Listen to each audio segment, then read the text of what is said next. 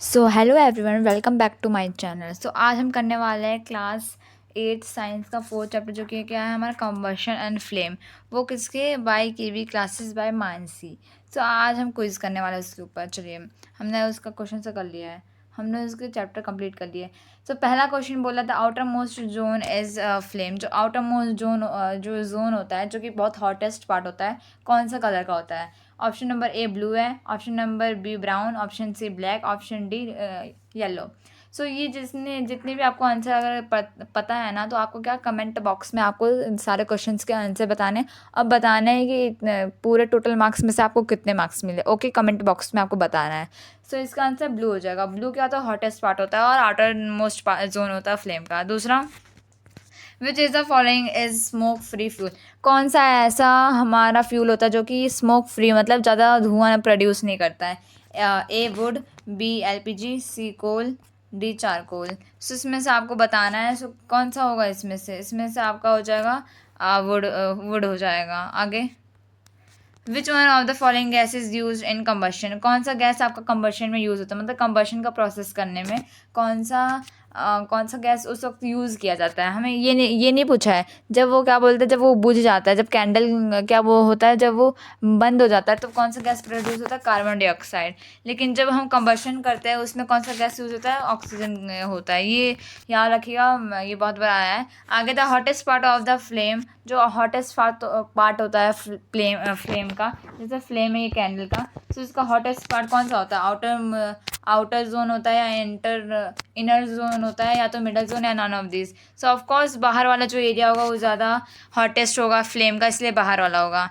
Which one of the following is use to run automobiles. So आजकल automobiles को use करने, मतलब आजकल ने, मतलब कौन कौन से, इसमें 4 ऑप्शन दिए, इसमें से कौन कौन से आपको ऑटोमोबाइल्स मतलब व्हीकल्स में यूज़ होता है हमारा फ्यूल?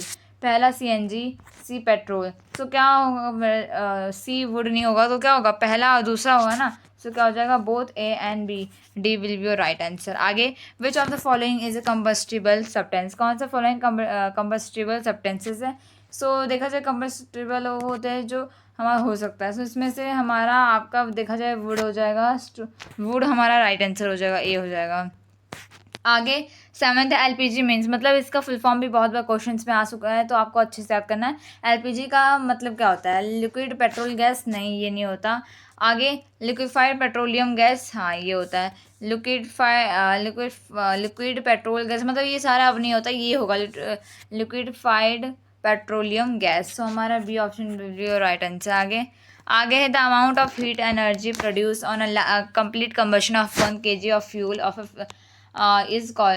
तो 1 kg जब हम फ्यूल को अगर हम जलाते हैं, तो जो एनर्जी प्रोड्यूस होता है एक कंबशन को कंप्लीट करने में, उसको क्या बोलते हैं? A calorific value, B ideal fuel, C global warming, D ignition temperature. तो your answer will be calorific value, क्योंकि जब हम 1 kg ऑफ अगर कोई भी फ्यूल अगर हम उसे बर्न करेंगे, तो गैस प्रोड्यूस होगा, हीट प्रोड्यूस होता है, जो कि कंबशन को फुल कर देती है। आगे, which of the zone of flame goldsmiths are use to melt the gold and. हाँ, ये भी हमारे आपके टेक्स्ट बुक में दिया है। इसमें ये बोला, जो गोल्ड स्मिथ्स होते हैं, जो सुनार होता है, वो क्या करते हैं? गोल्ड और सिल्वर को ऑर्नामेंट्स बनाने के लिए उसे क्या करते हैं? मेल्ट करते हैं। सो ऐसा क्या, मतलब फ्लेम का कौन से पार्ट का यूज़ करके वो गोल्ड और सिल्वर को मेल्ट करता है? तो क्या हो जाएगा? आउटर मोस्ट, मतलब एकदम बाहर जो उनका जो पार्ट होता है, उसका यूज़ करके उन लोग क्या करते हैं? मेल्ट करते हैं ऑर्नामेंट्स बनाने के लिए गोल्ड और सिल्वर का। आगे, when carbon dioxide increase in atmosphere that it causes. हमने ये भी पढ़ा था कि ग्लोबल वार्मिंग के बारे में पढ़ा था, कि उसमें क्या होता है? हमारे इन्वायरमेंट में ऑक्सीजन की मात्रा थोड़ी कम हो जाती है, कार्बन डाइऑक्साइड जो CO2 होता है वो बढ़ जाता है। सो उससे क्या होता है? ग्रीन हाउस हो जाता है, प्रोड्यूस हो जाता है, और उससे ग्लोबल वार्मिंग होता है। सो इसे हम ग्लोबल वार्मिंग बोलते हैं। आगे, सीएनजी का मतलब क्या होता है? CNG, instead of petrol and diesel we are using CNG nowadays. इसका फुल फॉर्म आपको बताना है। कंपाउंड नेचुरल गैस नहीं, कंप्रेस्ड नेचुरल गैस हाँ, कंप्रेस नेचुरल गैस नहीं, कंप्रेस तो नहीं होगा, कॉम्प्लेक्स भी नहीं होगा। सो क्या होगा आंसर? आपका आंसर हो जाएगा बी और विल बी राइट आंसर। आगे the lower temperature at which a substance catches fire is.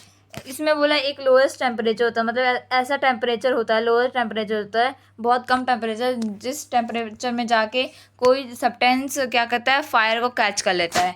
A calorific value, B ideal fuel, increase temperature या ignition temperature. your answer will B D.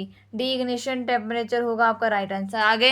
आगे हमारा क्या बोला है, आगे बोला है how many types of combustion are there. हमने पढ़ा था 3 टाइप्स ऑफ कंबशन, और कौन कौन से है वो, एक्सप्लोजन कंबशन हो जाएगा, रैपिड कंबशन हो जाएगा, स्पॉन्टेनियस हो जाएगा.